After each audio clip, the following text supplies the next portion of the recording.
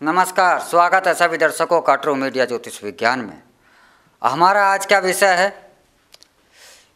कि क्या रत्न धारण करने से, रत्नों की अंगूठियां पहनने से, रत्नों को गले में धारण करने से यह हमारी किस्मत बदल सकती हैं।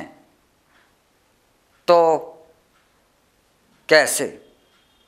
हाँ, रत्न धारण करने से किस्मत बदली जा सकती है। पर बात करते हैं कि पहले किस्मत क्या है।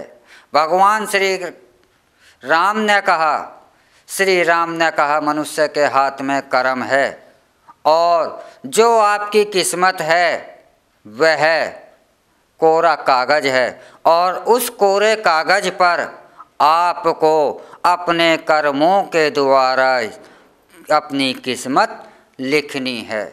एक उदाहरण और भी देता हूँ। भगवान गौतम बुद्ध ने कहा कि मनुष्य के हाथ में कर्म है। उनसे जुड़ी हुई एक घटना बताता हूँ कि एक ज्योतिष का विद्यार्थी पूरा जीवन पूरी शिक्षा पूर्ण करने के बाद एक जंगल से शिक्षा प्राप्त कर लौट रहा था, तो उसने पैरों पर एक चिन्ह देखे। पैरों के निशान देखकर उसने अपनी विद्या से और उस गणना से अंदाज लगाया कि यह व्यक्ति तो चक्रवर्ती सम्राट होना चाहिए था, लेकिन यह जंगल में नंगे पैर क्यों भटक रहा है। एक चक्रवर्ती सम्राट जंगल में नंगे पैर नहीं भटकता। और उसने सोचा कि या तो मेरा ज्ञान सही है या मेरा ज्ञान गलत है, या मैंने जीवन बेकार कर दिया। मेरा ज्ञान तो यह कहता है यह व्यक्ति चक्रवर्ती सम्राट होना चाहिए था। तो वह उन कदमों का पीछा करते हुए पहुंचता है उस सन्यासी के पास। तो वह सन्यासी महात्मा गौतम थे। उसने अपना प्रश्न दोहराया कि गुरुदेव मेरा ज्ञान सही है या गलत। तो उन्होंने कहा कि मेरे भाग्य में माना कि चक्रवर्ती सम्राट बनना लिखा था, लेकिन मैं सन्यासी बनना चाहता था, मैं सन्यासी बन गया। तो किस्मत से बड़ा कर्म होता है। लेकिन यहाँ बात कर रहे हैं रत्नों से जुड़ी हुई। तो रत्न क्या होते हैं? आपकी कर्म की गति को बढ़ा देते हैं, क्योंकि हमारे इस पृथ्वी पर, हमारे इस भूमंडल पर एक खाली मात्र सूर्य की किरणें ही हमारी धरती तक नहीं आ रही हैं। और ज्योतिष का अर्थ ही होता है ज्योति। ज्योति का अर्थ होता है प्रकाश और इसका अर्थ होता है प्रकाश की रश्मियाँ। इन प्रकाश की किरणों से मानव पर क्या प्रभाव पड़ता है, इसका अध्ययन का नाम, इस विज्ञान का नाम ही ज्योतिष है। तो जब वह परावर्तित किरणें होती हैं, जैसे कि बृहस्पति ग्रह से आ रही हैं, तो वह आप बृहस्पति ग्रह का पुखराज जब धारण करते हैं तो वह किरणें, यानी कि बृहस्पति ग्रह से जो किरणें आती हैं, यह किरणें मनुष्य के अंदर, मनुष्य के मन में कर्म करने की, ज्ञान प्राप्त करने की और अपने आप को कुछ करने की और योग्य बनाने की क्षमता पैदा करती हैं। तो यह किरणें अगर आपको कम मात्रा में मिल रही हैं, बृहस्पति का इसको कहा जाता है हमारे ज्योतिष में कि बृहस्पति के आपको प्रभाव, दुष्प्रभाव मिल रहे हैं, या दुष्प्रभाव का अर्थ होता है कि आप उनके बृहस्पति से जो प्रभाव मिलने चाहिए वह आपको कम मिल रहे हैं, तो उनका प्रतिनिधित्व पुखराज करता है। संसार की प्रत्येक पीली वस्तु जो है, संसार की पीली जो भी रंग है, वह बृहस्पति गुरु ग्रह के कारण, जिसे हम गुरुदेव कहते हैं, इन्हीं के कारण है। और पीला कलर ज्ञान का प्रतीक है, पीला कलर प्रकाश का प्रतीक है, क्योंकि रोशनी पीली होती है। तो वह ज्ञान के प्रकाश के, ज्ञान और प्रकाश का अर्थ है कि जीवन।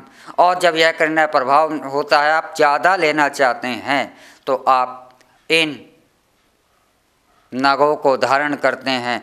तो जो बृहस्पति से जो किरणें आपको मिल रही हैं वह आपको सही मात्रा में मिलने लगती हैं, तो आप उसी तरीके से एक्टिव होने लगते हैं। तो कुल मिलाकर यह है हमारे शरीर के उन केंद्रों को एक्टिव करने के, हमारे उन चीज़ों को एक्टिव करने के लिए, जैसे कि मंगल से अगर आपके कम प्रभाव मिल रहा है, मंगल का प्रभाव आपके जीवन पर कम पड़ रहा है, मंगल से आती हुई, मंगल ग्रह से जो आप परावर्तित किरणें आपको पास आ रही हैं वह सही मात्रा में नहीं मिल रहे हैं, तो आप डरपोक बन जाएंगे, आपके अंदर साहस नहीं होगा। इसीलिए साहस का जो हौसला देती हैं वह मंगल से आती हैं। तो आप डरपोक बन रहे हैं तो आप मूंगा पहनेंगे मंगल का रत्न, तो वह किरणें आपको ज़्यादा मात्रा में मिलेंगी, या तब ही आप डरना भी छोड़ देंगे। अगर कम और ज़्यादा कम मात्रा में मिलेंगे तो डर से मृत्यु भी हो जाए।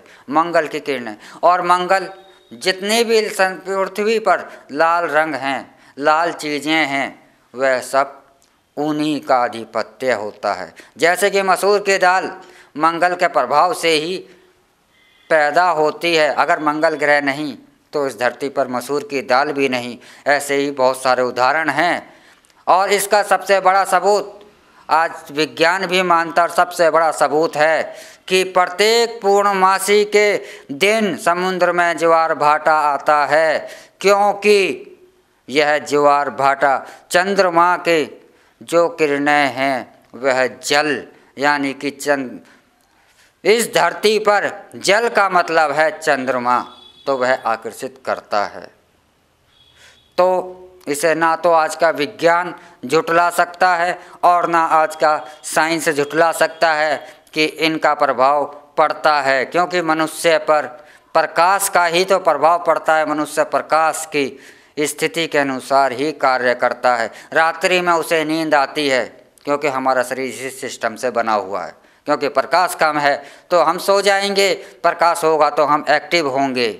हम दिन में ही एक्टिव रहते हैं, रात में नहीं, क्योंकि हमें एक्टिव होने के लिए उतनी ऊर्जा चाहिए। जैसे यह मोबाइल है तो प्रकाश इसका बैटरी है, इस शरीर की चलाने के लिए ऊर्जा है, तो प्रकाश के बिना जीवन नहीं।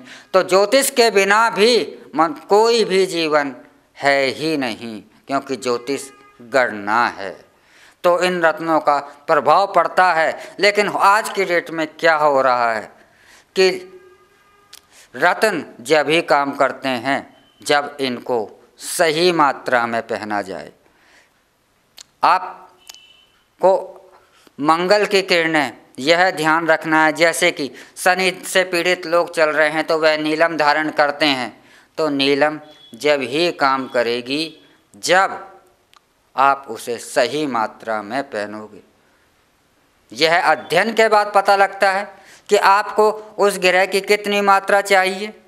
आपको ज़्यादा मिल रही है, आपको मात्रा कम करनी है, तो आपको कम करने के लिए धारण करना होगा उसी उद्देश्य से। क्योंकि कोई भी चीज़ अगर ज़्यादा मिलेगी और ज़्यादा कम मिलेगी तो वह नुकसानदेह होती है। तो अगर आप ज़्यादा भारी रत्न पहनते हैं तो भी नुकसानदेह है, और हल्का भी रत्न पहनते हैं तो नुकसानदेह है। तो यह रत्न जो हैं आपके जीवन की किस्मत बदलने में अक्सर भूमिका निभाते हैं। इसका एक सबसे बड़ा और भी सबूत है कि मनुष्य, पूरी दुनिया का मनुष्य जब से इस दुनिया के बारे में जानता है, जितना इसे अपने प्राचीन इतिहास का जानकारी है, तो उसे जब ही से इन रत्नों के चमत्कारों की भी जानकारी है। किताबें तो 200 साल पहले, 300 साल पहले नहीं छपा करती थीं। हम अपनी इस विद्या को एक पीढ़ी दर पीढ़ी पहुंचाते थे, तो किस्से कहानियों में ही वो हमारा जो मनुष्य का छपने से पहले का जो इतिहास है वो पीढ़ी दर पीढ़ी कहानियों के दौर पर संग्रहित है। तो कहानियाँ भी प्राचीन से प्राचीन हो, कहीं ना कहीं हीरे का और इन रत्नों का मनुष्य का संबंध है। अगर यह चमत्कार नहीं कर रहे होते तो इतने लंबे समय तक इनका जादू बरकरार नहीं होता। तो आप भी अगर किसी ग्रह की समस्या से ग्रसित हैं तो आप सही स्थिति का, सही रत्न को धारण करते हैं तभी वह आपके लिए कारगर है, जब भी वह आपके लिए लाभदायक है, वरना यह लाभदायक नहीं होगा। तो इसी के साथ हम आपसे इजाज़त चाहते हैं। अगले एपिसोड में हम फिर मिलेंगे एक नए विषय के साथ। तब तक आप हमारे ट्रू मीडिया ज्योतिष विज्ञान को लाइक, शेयर, कमेंट करते रहिए और जो दर्शक हमसे नए जुड़े हैं वह जल्द से जल्द हमारे ट्रू मीडिया ज्योतिष विज्ञान को सब्सक्राइब कर लें। ओम नमः शिवाय। भगवान भोलेनाथ सबका कल्याण करें।